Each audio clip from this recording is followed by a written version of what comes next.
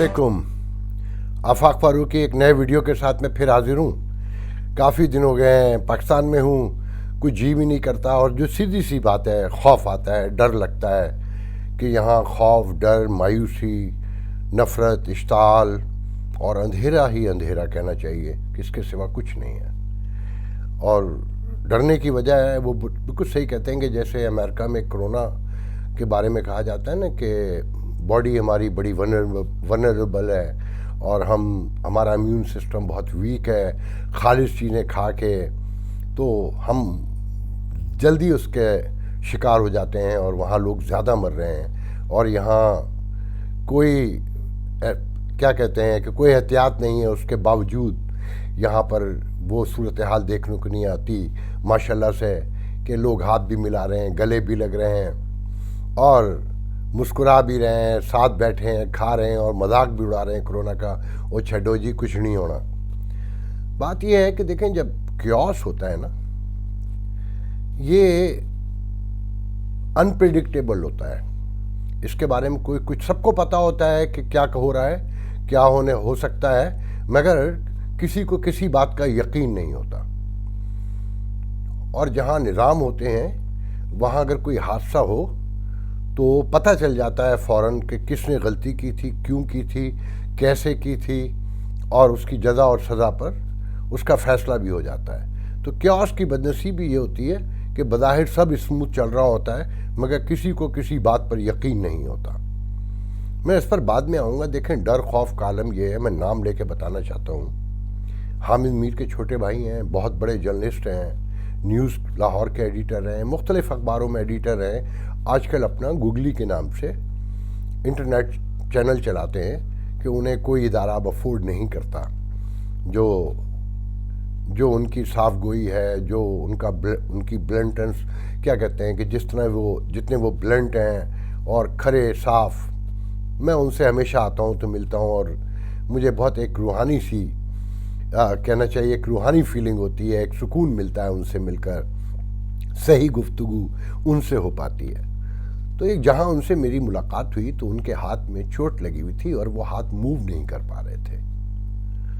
जब मैंने कुरेदा कि क्या हुआ है, खैरियत है, तो उन्होंने बताया कि सच बोलने की सज़ा मिली है, बाकायदा घेर के उन्हें मारा गया। तो वहाँ उनके इंतहाई करीबी दोस्त बैठे हुए थे सारे, वो सब सकते के आलम में आ गए कि ये वाक़या कब हुआ, हमें तो नहीं बताया। तो उन्होंने तलखी से, इंतहाई दुख से और जहरीले लहजे में कहा कि क्या मिलता आप लोगों को बताकर, किसने क्या कर लेना था। जब लगी गई तो खामोशी इख्तियार की, इसके सिवा मैं कर भी क्या सकता हूँ। वो कहते हैं ना कि फैज़ साहब ने कभी कहा था, इस जाँ के ज़ियाँ की हमको भी तशवीश तो है, पर क्या कीजिए, जो राह उधर को जाती है मक्तल से गुजर कर जाती है। तो ये है यहाँ की सूरत हाल कि उनका बाजू टूट गया, उन्होंने खामोशी इख्तियार की। उनके मेरे ख्याल में तो कई फ्रैक्चर हैं काफ़ी जगह पर जो मैंने नोट किया, और वो बहुत ही आराम से उसे ले रहे थे। कि मैंने उनसे पूछा कि आपने कहीं कोई शिकायत, कहने कहाँ शिकायत करूँ, किससे शिकायत करूँ, जिन्होंने किया उनसे शिकायत करूँ, और ये कहकर वो चुप हो गए। तो ऐसे माहौल में मैं तो एक परदेसी सा आदमी हूँ ना, अब मैं क्या बोलूँ। और जो मैंने जाना है, जो मैंने देखा है, आप यकीन करें मुझे कोई शर्मिंदगी नहीं कहते हुए कि मुझे बहुत खौफ है और मैं वो सब कुछ नहीं कह सकता जो मैंने जाना है। बस मैं इतना कह सकता हूँ, मैं जिस से मिला हूँ, जहाँ जहाँ गया हूँ, वो जो सब मुहिब वतन हैं, जो सब लाहौर में, कराची में और अतराफ़ में रहते हैं, उन सब का कहना ये है कि मामलात इतने ख़राब हो चुके हैं कि मैनेजेबल नहीं नज़र आते। मैंने एक जो बहुत ही ज़्यादा चीज़ों को डीपली समझते हैं, मैंने उनसे पूछा कि कोई रास्ता तो होगा। कहने हाँ है, कि जिन लोगों ने ख़राब किया है वो पीछे हट जाएं, रियलाइज़ कर लें तो शायद मैनेज हो जाए, मगर ना वो पीछे हटेंगे ना ये मैनेज होगा। मैं क्यास का जिक्र कर रहा था आपसे, तो देखें, अभी 2 दिन पहले तक कहा जा रहा था कि अपोजिशन नाकाम हो गई और इमरान खान साहब प्रिवेल कर गए اور حکومت میں کانفیڈنس آ گیا، اپوزیشن کی آپس کی لڑائیوں میں، عوام کی ان سے دوری سے، خاص کر لاہور کے جلسے کے بعد. یہ میں نے آپ کو پہلے بھی بتایا تھا کہ لاہور کے جلسے سے اپوزیشن کو بہت بڑا دھکا لگا ہے. مگر یہ جو کوئٹہ میں واقعہ ہوا اس کے بعد خان صاحب پھر بہت کہیں دور نیچے چلے گئے. ان کی ساکھ پر پھر سوالیہ نشان لگ گئے اس حکومت پر. ان کی ضد، ان کی انا یا کوئی اسٹریٹجی، میں یہ نہیں کہہ سکتا کہ یہ بڑی انہونی سی بات لگتی ہے کہ اول تو میرے نزدیک مرنے والوں کے لواحقین کی یہ کوئی منطقی نہیں ہے کہ وزیر اعظم آئیں گے تو جنازہ دفنایا جائے گا. وزیر اعظم کیا کر سکتا ہے؟ یہ وہی وزیر اعظم ہے جو ایسے ہی ایک واقعے پر ہزارہ میں، آپ نے ویڈیو دیکھ لیا ہوگا، درجنوں جگہ سے وہ ویڈیو آ رہی ہے کہ جا کر خان صاحب نے کہا تھا کہ یہ زرداری اس کا ذمہ دار ہے، زرداری دور کی بات ہے اور یہ بے حس لوگ ہیں اور ان کے خلاف کارروائی ہونی چاہیے، یہ ذمہ دار ہیں اس قتل عام کے. آج وہ وزیر اعظم کہتا ہے کہ مجھے بلانے کی شرط لگا کر بلیک میلنگ کی جا رہی ہے، اور وزیر اعظم بلیک میل نہیں ہوگا، جس کا پاکستان ہیومن رائٹس کمیشن نے بھی اس پر اپنا رد عمل دیا اور کہا کہ یہ ایک انتہائی گھٹیا اور بے حس سوچ ہے اور یہ کوئی وزیر اعظم نہیں کر سکتا کم از کم. مگر یہ کہ اب 6 دن کے بعد وہ لاشیں دفنائی جا رہی ہیں اور کل رات سے کہا جا رہا ہے کہ نور ایئر بیس پہ پرائم منسٹر کا جو اسپیشل طیارہ کھڑا ہے، مگر وہ ابھی تک جا کر نہیں دیے ہیں کہ ان کی شرط تھی کہ پہلے دفنائیے تو میں آؤں گا، مگر ابھی بھی نہیں گئے ہیں. باڈیز دفنا دی گئی ہیں. وہاں کے جو واقعات ہیں، میں صرف اتنا کہوں گا، آپ نے درجنوں دیکھا ہوگا کہ اس کیمپ میں کیسے کیسے لوگوں نے کیا کیا آ کے تقریریں کی ہیں، کیسے کیسے الزامات لگائے ہیں، کیسے کیسے نعرے لگے ہیں. علامہ الحفیظ، ایک ایک ادارہ، ایک ایک ریاست کا ستون متنازع ہو چکا ہے، مشکوک ہو چکا ہے. اور خاص کر منظور پشتین کے نمائندے نے آ کے وہاں جو باقاعدہ آنسوں سے روتے ہوئے جو باتیں کی ہیں، وہ سب کچھ حیران کن ہے. میں بہت حیران ہوں کہ یہ ریاست کیوں نہیں محسوس کر رہی، اس کی کیا اسٹریٹجی ہے، کیا سوچ ہے، یہ کیا چاہتے ہیں. کبھی کبھی تو یہ بھی یقین کرنے کو دل کرتا ہے کہ شاید کوئی بہت گہری حکمت عملی ہو کہ جس کی ہم یہ قیمت ادا کر رہے ہوں یہاں، مگر لوگ کچھ اور کہہ رہے ہیں، عام صورتحال کچھ اور ہے. سب سے پہلے تو یہ ذہن میں رکھیں کہ یہاں ہر آدمی اپنے آپ میں، اپنے ماحول میں ایڈجسٹ ہو چکا ہے، رو رہا ہے، مایوس ہے، مگر نارمل ہے. اب اسے اپنا دن گزارنا ہے کسی صورت سے. میں ایک مساج کرنے والے سے ملا تو میں نے اس سے پوچھا صرف یہی کام کرتے ہو؟ تو اس نے کہا نہیں صاحب، ایک سرکاری ہاسپٹل میں وارڈ بوائے ہوں، چادریں تبدیل کرتا ہوں، بیڈ لگاتا ہوں. میں نے پوچھا کتنی تنخواہ ہے؟ تو کہنے لگا 25,000 روپے. میں نے کہا اس سے کتنا کما لیتے ہو؟ کہنے لگا 30-40 ہزار اس سے بھی کما لیتا ہوں. تو میں نے کہا مطلب 60,000 روپے ایوریج کما لیتے ہو؟ اس نے کہا ہاں. تو میں نے کہا پھر تو بہت اچھا گزارا ہوتا ہوگا. تو کہنے لگا نہیں صاحب، اس حکومت نے برباد کر دیا.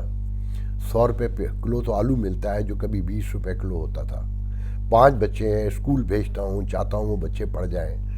آپ اندازہ لگائیے، جو 60,000 میں گزارا نہیں کر پا رہا، رو رہا ہے اور حکومت کو بددعائیں دے رہا ہے، وہ آدمی جو ایک ڈرائیور ہے، جو ایک ماشی کا رول ادا کر رہی ہے، جو ایک مالی ہے، جو چوکیدار ہے، جس کی تنخواہ 15 سے 18,000 روپے ایٹ دا موسٹ، وہ کیسے گزارا کرتے ہوں گے؟ کئی لوگوں سے پوچھا، انہوں نے کہا کہ بس جی رہے ہیں، کسی طور بھی جی رہے ہیں. اور کہیں میں بہت سارے کلبس میں بھی، یہاں جو پرائیویٹ فیملی کلب سے، وہاں بھی گیا ہوں کہ لوگ 2-2 ہزار روپے پر پرسن کا کھانا کھا رہے ہیں. ان کے ساتھ بیٹھے ہیں تو ایسا لگتا ہے ہر چیز نارمل ہے. وہ اوورسیز پاکستانی اسپیشلی جو یورپ امریکہ میں رہتے ہیں نا، وہ جب واپس آتے ہیں امریکہ اور یورپ تو کہتے ہیں بہت مزے ہیں وہاں، بہت عیاشی ہے، کیونکہ وہ اپنی ہی کلاس میں اٹھتے بیٹھتے ہیں، انہی کو یہاں اپنے گھروں میں انٹرٹین کرتے ہیں تو وہاں جاتے ہیں، یہاں آتے ہیں تو انہیں بھی ویسے ہی انٹرٹین کیا جاتا ہے. تو وہ سمجھتے ہیں کہ ہر چیز درست ہے. ایسا نہیں ہے. یہاں غربت کا یہ عالم ہے کہ آپ نے سنا ہوگا کہ کل پرائم منسٹر کہتا ہے کہ جو اوورسیز پاکستانیوں نے ایک بہت بڑے پیمانے پر ڈالر بھیجے ہیں جو پچھلے سال کے مقابلے میں 24% زیادہ ہیں، کہ 2 ارب ڈالر پہلی ششماہی جو 6 منتھ ہیں اس میں زیادہ بھیجے ہیں، مگر وہ یہ نہیں بتاتے کہ امپورٹ کے بل میں $1 بلین کا اضافہ ہوا ہے۔ وہ $1 بلین جو انفراسٹرکچر پہ خرچ نہیں ہوا، یہاں کوئی نئی چیز نہیں بنی ہے۔ میں نے ہر طرح سے لوگوں سے پوچھ لیا کہ کوئی ترقیاتی بڑا کام ہوا ہو، امپورٹ مشینری ہوئی ہو کہ نہیں، سامان تعیش پر وہ پیسے خرچ ہو رہے ہیں۔ جو یہاں پر اشرافیہ ہے جو چیز خریدتی ہے، جو بلی کتے کا کھانا خریدتی ہے، جو ٹوتھ پیسٹ خریدتی ہے، اور مختلف چیزیں یورپ امریکہ سے آتی ہیں یا چائنا سے تھوڑی بہت آتی ہیں، تو اس کا بل بڑھ رہا ہے۔ آپ اندازہ لگائیے کہ غربت ہے کہ بڑھتی چلی جا رہی ہے، اور دوسری طرف امپورٹ کا بل بڑھتا چلا جا رہا ہے۔ ایکسپورٹ کے بل سے بڑا بل ہے، کہتے ہیں کہ ایکسپورٹ بڑھی ہے، مگر ساتھ میں اسے دبا جاتے ہیں جو امپورٹ بڑھی ہے، جس میں سامان تعیش آ رہا ہے اور کوئی مشینری نہیں آ رہی۔ نواز شریف کے دور پہ، زرداری کے دور پہ یہ الزام ہے نا کہ انہوں نے بڑے قرضے لیے اور کہیں اور کھائے ہوں گے، میں کہیں یقین نہیں کرتا کہ انہوں نے نہیں کھائے ہوں گے، مگر سڑکیں نظر تو آتی ہیں نا، کم از کم میٹرو نظر۔ میں اختلاف رکھتا ہوں میٹرو بننے سے، کہ جس شہر میں لاہور میں 62% لوگ صاف پانی نہ انہیں ملتا ہو پینے کے لیے، وہاں میٹرو لگا دی جائے، اورنج ٹرین لگا دی جائے، اور وہ کنٹیمنیٹڈ واٹر سے مر رہے ہوں، مگر کم از کم وہ یہ تو بتا سکتے ہیں نا کہ یہاں پر میٹرو لگی ہے، اورنج ٹرین لگی ہے، موٹر وے بنا ہے۔ یہاں تو 2.5 سال میں کچھ بھی نہیں بنا، مگر امپورٹ کا بل بڑھ گیا ہے۔ تو یہ صورتحال ہے۔ دیکھیں، بات سب سے جو امپورٹنٹ ترین ہے کہ کیوس تیزی سے بڑھ رہا ہے، حکومت، اپوزیشن اور ریاست تینوں بند گلی میں کھڑے نظر آتے ہیں، کسی کے پاس کوئی راستہ نہیں ہے۔ کچھ لوگ کہتے ہیں کہ جی ان کے چل چلاؤ کا دور ہے، میں کہتا ہوں اگر ان کو بھیج بھی دیا تو آنے والوں کے پاس کیا ہے؟ کوئی ایجنڈا ہے؟ میں پہلے بھی اس پر بات کرتا رہا ہوں کہ ان کے پاس بھی کوئی ایجنڈا نہیں ہے۔ جب تک یونٹی قائم نہیں ہوگی، جب تک ریاست اور سول بیوروکریسی اور سول قیادت جو ہے ایک پیش پہ نہیں بیٹھیں گے ریاست کے ساتھ، اور ریاست اپنے رول کی طرف نہیں جائے گی، اس وقت تک یہاں کوئی تبدیلی کے امکانات مجھے تو نہیں نظر آتے۔ اور سب سے میں کیسے یہ بات بتاؤں کہ کسی کو احساس تک نہیں ہے کہ بلوچستان میں کیا ہو رہا ہے، سندھ میں کیا ہو رہا ہے، وہاں لوگ کیا سوچ رہے ہیں، پنجاب کا عام آدمی کیا سوچ رہا ہے، کے میں کیا سوچ رہا ہے۔ ریاست کو اس سے کہیں مطلب ہی نہیں نظر آتا۔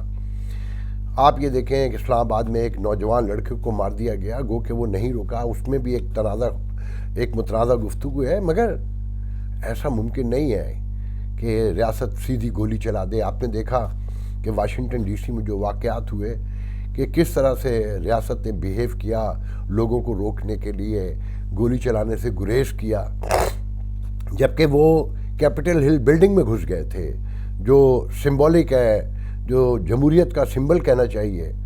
وہ ایک لمبی بحث ہے کہ ڈونلڈ ٹرمپ کیا کر رہے ہیں۔ یقین رکھیں ڈونلڈ ٹرمپ کے، میں سمجھتا ہوں کہ ان کے خلاف مقدمات قائم ہوں گے، اور یہ ایک بہت سیریس ایشو ہوگا۔ یہ امپیچمنٹ تو پہلا اسٹیپ ہے جو نینسی پیلوسی نے آج اعلان کیا ہے۔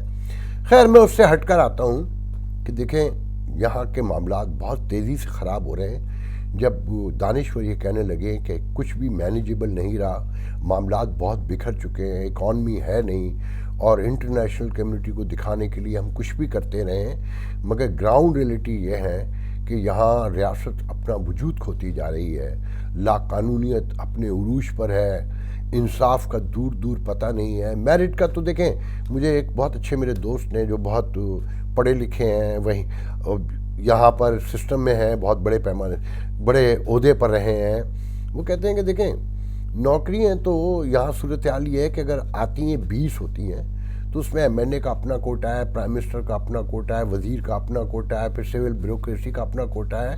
عام آدمی تو تصور ہی نہیں کر سکتا کہ وہ اس نوکری میں سے اپنا کوئی ایک شیئر لے سکے، کوئی ایک نوکری بھی لے سکے، وہ اوپر ہی اوپر بڑھ جاتی ہیں، اور جو پرائیویٹ ادارے ہیں وہ تقریباً نہ ہونے کے برابر ہیں۔ بہت چھوٹی سی انڈسٹری ہے، بہت چھوٹے سے کارپوریٹ ورلڈ ہے۔ آج ابھی میں خبریں سن رہا تھا کہ گیس ہر طرف بند کر دی گئی ہے، صنعت کے لیے بھی بند کر دی گئی ہے، گھریلو صارفین کے لیے بھی تقریباً آلموسٹ بند کرنے جا رہے ہیں، پیٹرول کی قیمت بڑھ گئی ہے۔ ابھی 4 ہفتے میں قیمتیں 12-13% بڑھی ہیں اور کوئی پوچھنے والا نہیں ہے. دیکھتے دیکھتے چینی کی قیمت جو 1 مہینے پہلے کہہ رہے تھے کہ دیکھیں ہم واپس لے آئیں $85 پہ، اب وہ پھر 100 کراس کر چکی ہے. کسی کو کچھ پتہ ہی نہیں ہے، کوئی جسے کہتے ہیں نا کہ مینٹین پالیسی نہیں ہے کہ آج کیا ہے، کل کیا ہوگا، پرسوں کیا ہوگا. جو میں نے کہا نا کہ کیوس کی سچویشن ہے، تو اس سچویشن میں بس میں اتنا ہی کہہ سکتا ہوں، دعا کیجئے کہ جب کوئی نظام نہ ہو تو دعائیں رہ جاتی ہیں آخری سہارا. مایوسی میں دعا ہی کام آتی ہے شاید، کہ اگر یہ تسلی بھی نہ ہو تو پھر ہمارے پاس بچتا ہی کیا ہے. اور دعا یہ ساتھ میں کیجئے کہ ریاست کو اللہ تعالیٰ عقل دے، سمجھ دے، اسے معاملات درست کرنے کی توفیق عطا فرمائے، وہ اپنے رول کو پہچانے، اور سیاسی قیادت کو بھی یہ توفیق ملے کہ وہ اپنے رول کو پہچانے. بیوروکریسی کو بھی میں تو یہ کہوں گا کہ اگر ان تینوں نے اپنے رول کو نہ پہچانا تو عام آدمی کی زندگی نہیں، کل ان کے بچوں کی زندگی بھی خراب ہوگی. اگر خطے کو کوئی نقصان پہنچا، کوئی بڑا نقصان پہنچا، تو کیا وہ سمجھتے ہیں کہ ان کی دولت ان کے کام آئے گی؟ دیکھیں، اس میں بھی ایک میری ذاتی رائے ہے، میں بھی ہم رانگ، یا اس خطے کا المیہ یہ ہے، یا تیسری دنیا کا المیہ یہ ہے کہ اس کی اشرافیہ اور اس کا حکمران جو ہے وہ نیشنلسٹ نہیں ہوتا، وہ انٹرنیشنلسٹ ہوتا ہے. کہ وہ یورپ چلا جاتا ہے، وہ امریکہ چلا جاتا ہے، آسٹریلیا نیوزی لینڈ چلا جاتا ہے کہ اس کے پاس بیٹر چوائس ہے. اور یہ جو فرسٹ ورلڈ ہے، امریکہ، ویسٹرن ورلڈ، ایون یہ کہ اب چائنا کو بھی ہم کہہ سکتے ہیں کہ ان کے پاس اپنی جگہ سے بیٹر جگہ نہیں ہے کہیں جانے کی کہ وہ کہیں اور جائیں جہاں وہ زیادہ بیٹر محسوس کریں. تو وہ نیشنلسٹ ہیں، وہ اپنے ہی ایریے کو، اپنے ہی لوگوں کو، اپنے ہی خطے کو، اپنے ہی جغرافیے کو مزید بلڈ کرنے میں لگے رہتے ہیں کہ خوب سے خوبصورت کی تلاش جسے کہتے ہیں. تو اس لیے وہاں ترقی ہو رہی ہے. یہاں مسئلہ یہ ہے کہ اتنا نظام خراب کر دیا ہے کہ یہ اشرافیہ خود بھی یہاں رہنے کو اب تیار نہیں ہے، اس لیے وہ انٹرنیشنلسٹ ہے، اور نیشنلزم کے بغیر کوئی خطہ ڈیولپ نہیں ہو سکتا. یہ میری آخری بات ہے، انشاءاللہ آپ سے بات ہوتی رہے گی. Thank you very much. Allah